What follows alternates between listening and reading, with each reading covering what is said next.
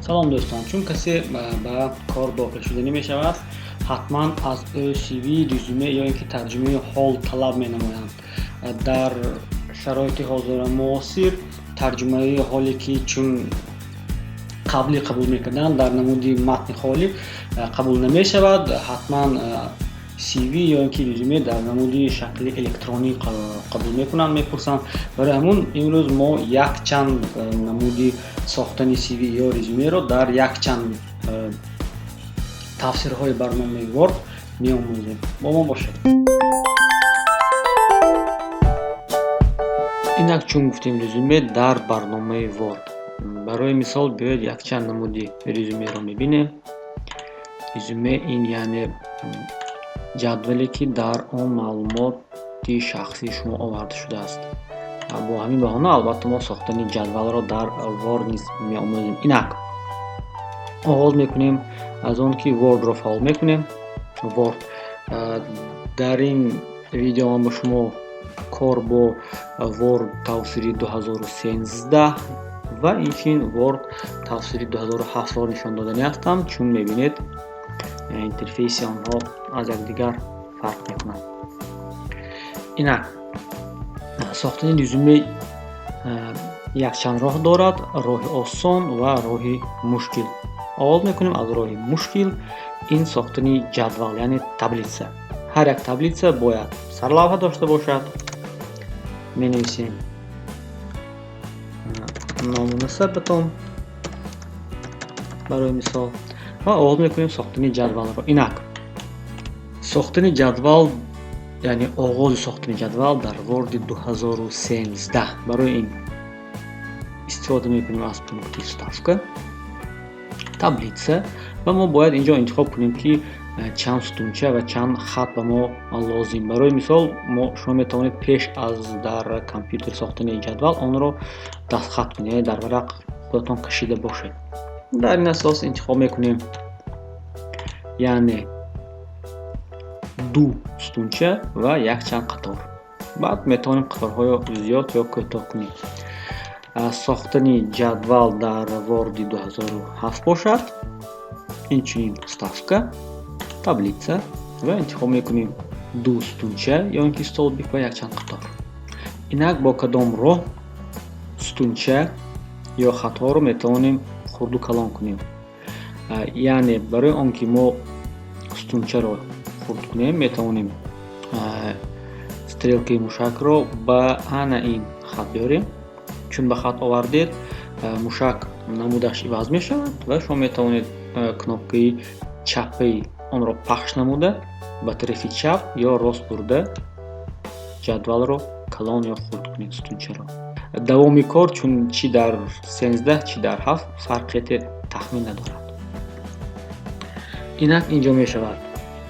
мисол мо метавонем матни сода бо матни сода инро пур кунем. мисол санаи таваллуд, мисол аз хотир мебирорем ҳатман номунасаб. инак суроға ҷумҳурии Тоҷикистон, шаҳри шумо ва суроғаатон.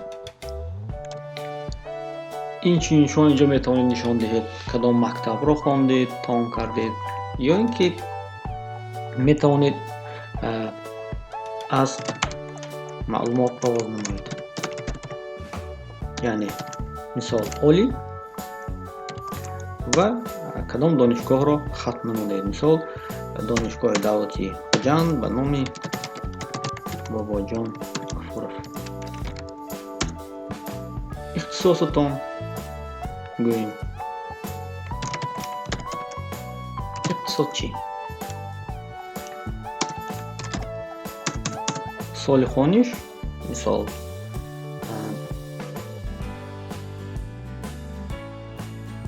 агар шумо ҷои корӣ дошта бошед, метавонед ҷои кории гузаштаатонро навишта бошед. албатта агар шумо собиқаи корӣ надоред, дар идома шумо метавонед оиди шуғлатон, шуғли дӯст доштаи шумо, шуғлатон, мисол چی شغل رو شما دوست می‌دارید. اینجا میتونید درباره دستاوردهایتان معلومات داده باشید. این شما میتونید معلومات شخصی درآورده باشید. به فکر معلوماتی که به فکر شما کاردهنده باید به آن اهمیت دهد. مثال شما دارنده عودتنامه رانندگی باید شما مثال راکت میرانید و غیره. این گوییم ساده ترین رزومه میشد. البته رزومه رو باید تحلیل نمود. مثال نام و فامیل رو ما میتوانستیم و باین گیریم.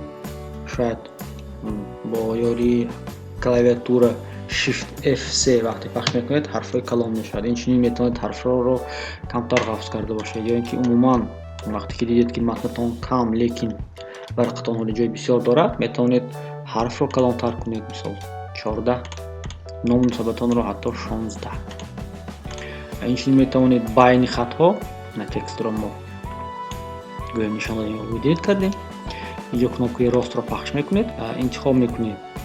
چون حرف رو انتخاب کنید میتونید گوییم بین آنها یعنی بین قطارها سطری اضافگی بذارید. برای این وقتی که ما متن رو نشان دادیم یا اینکه دیلیت کردیم در پونکت ابزاц هست نقطه اینتروال. از آن میتونید 1.5 رو انتخاب کنید و این چنین ابزاц و 1.5. اینجا هم меню главное пункты абзац. Инак чун дидем варақаи муаллақ пур шуд, метавонед як тарафро ки гӯем сарлавҳа ҳисоб мешавад инро низ чун жира нишон диҳед. ана марҳамат гӯем намуди соддатарини резюме. инакнун роҳи дуюм ки мо гуфтем нисбатан осон аст. ин диққат диҳед. файл создать ва барномаи Word ба шумо якчанд шаблонҳои резюмеро нишон медиҳад ки шумо метавонед онро интихоб кунед. барои мисол ана ин якумашро мегирем.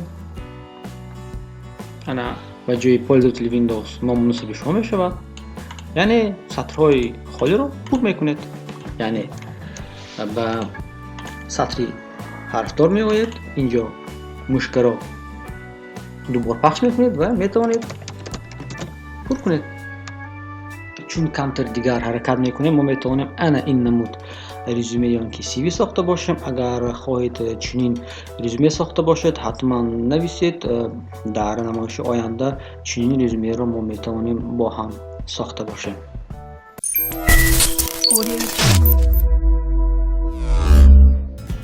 дӯстон ин буд якчанд мақсад ки мо оиди сохтани CV ё ки резюме дар барномаи Word моро ҳамроҳӣ намоед ва доимо муваффақ бошед. саломат бошед.